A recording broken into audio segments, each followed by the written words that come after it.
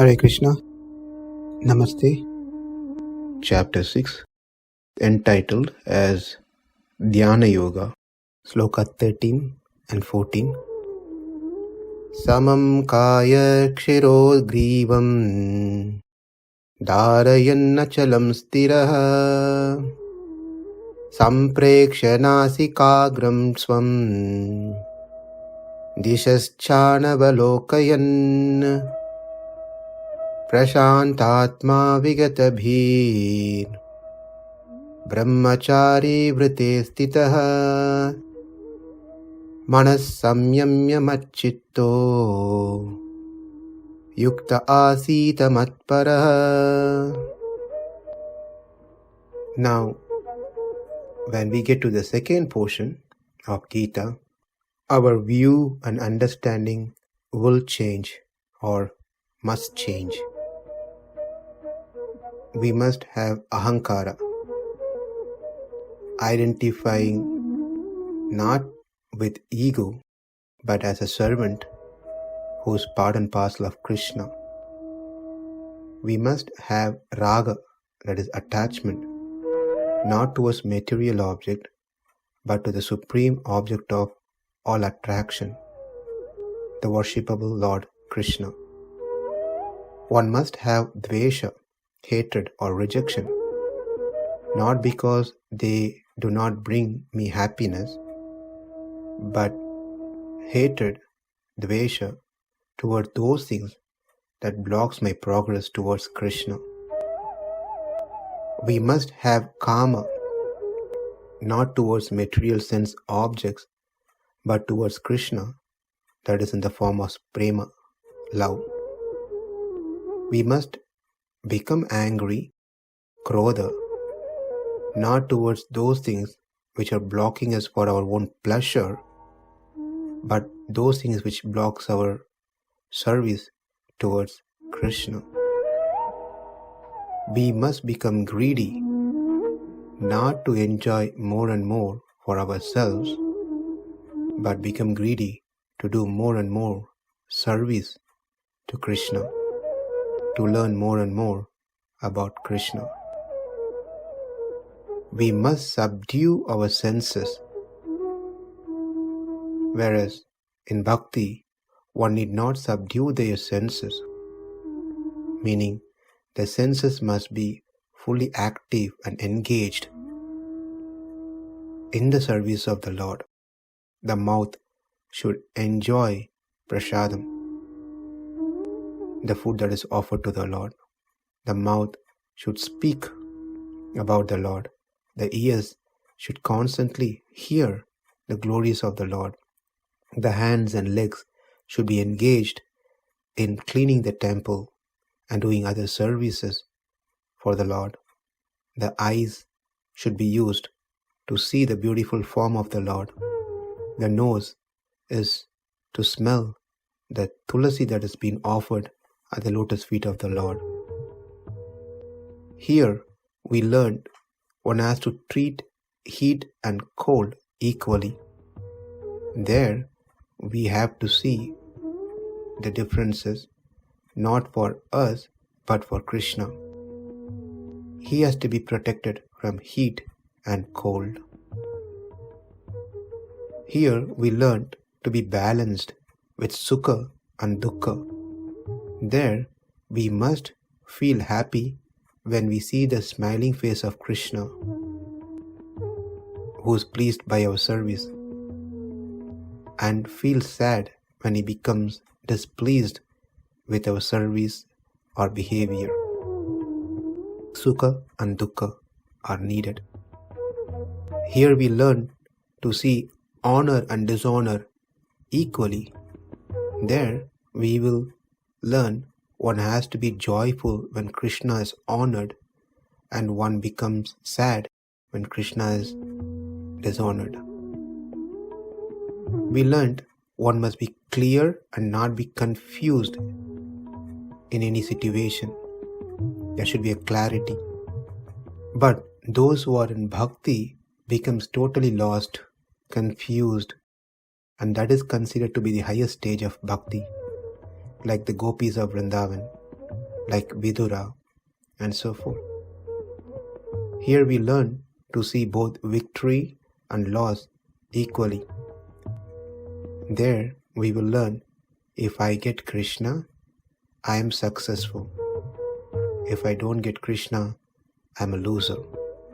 So we do expect victory and loss. As it is stated in Vishnu Purana, yen muhurtam kshanamapi vasudevam na chintayat.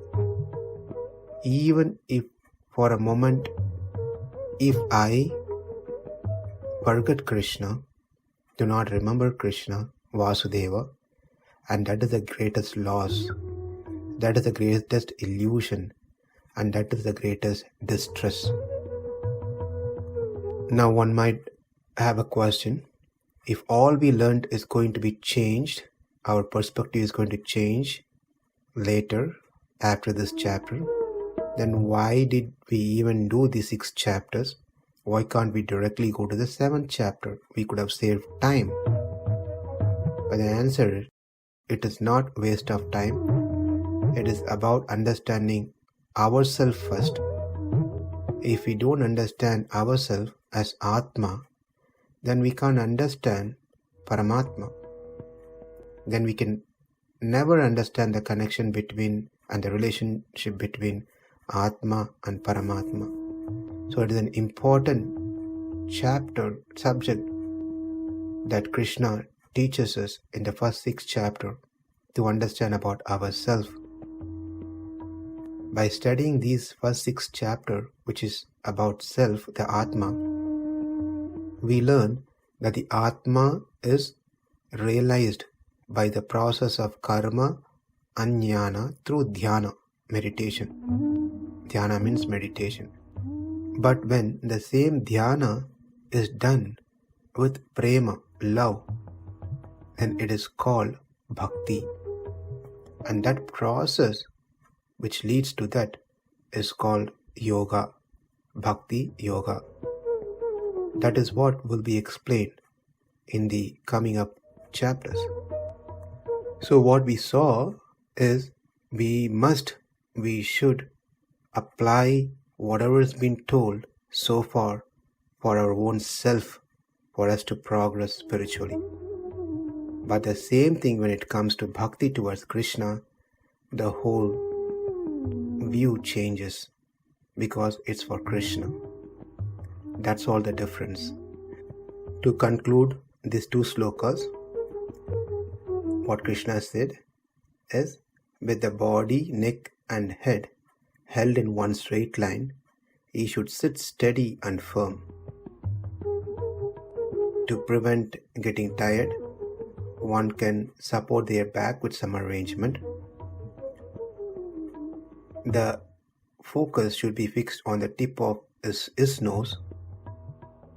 This is done so one can prevent looking at objects around. He should stay fearless and also be very cheerful. He should be free from any lusty desires, holding the mind in check, considering Krishna alone as enjoyable object, concentrating mind upon him. One should practice this yoga. One last concluding point. Yesterday we saw how one should become fearless. But when it comes to bhakti, one must be always fearful. Fearful of forgetting Krishna. And this is what has been prayed by many great sages and saints. Their only fear and prayers is not to forget Krishna at any moment.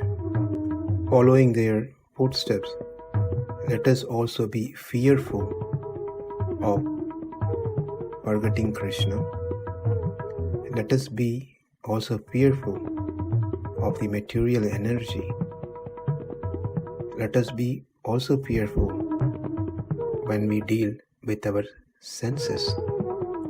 If we are not fearful of these things, then obviously we will be fearful of those things that we saw in our previous session.